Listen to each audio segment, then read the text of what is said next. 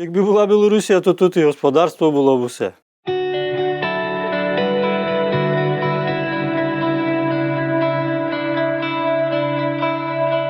Я тут не маю права вийти з дому без документів. Ви не бачили, який мій паспорт? Він вже, ось, бачите, я його вже клеїв.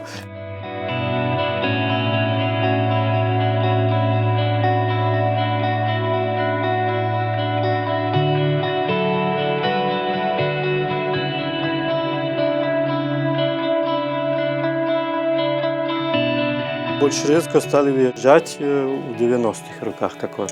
І зараз таке непонятно, чи то тут сидіти, чи то їхати. Така якась неопределенність залишилася. Ой, коли бачив, як люди виїжджали, машини приїдуть, грузяться, а голос, крик, плач.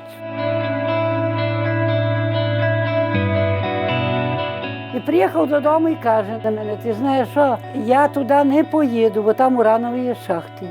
І там радіація більша, ніж тут.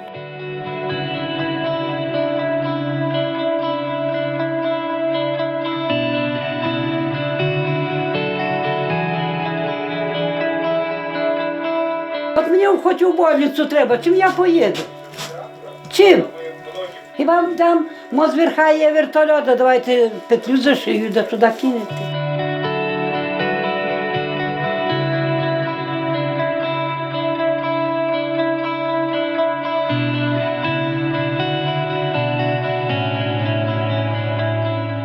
Здравствуйте, добрий день. Ну, я же спрашиваю документы.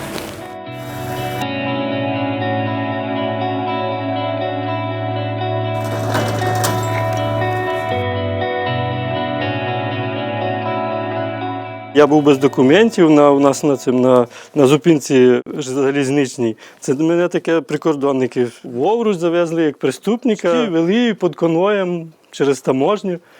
Таке, ну прямо у мене тоді такий шок був, я не знаю, я років 3, мабуть, відходив від цього. Кажуть, бандити, контрабандисти, можуть і з матюками, просто з нецензурними словами общаються. Дане місцеве населення, в нас ніяких проблем немає. Наскільки я знаю, ніяких випадків порушення законодавства у нас зафіксовано не було. Стежка, дозорна стежка, по якій рухається прикордонний наряд, далі ми йти не можемо. Лінія державного кордону проходить всередині цього рову.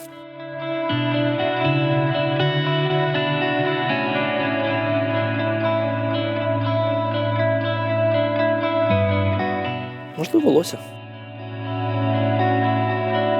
Трошки перевищує допустимий рівень 0,33. Допустимий рівень 0,30.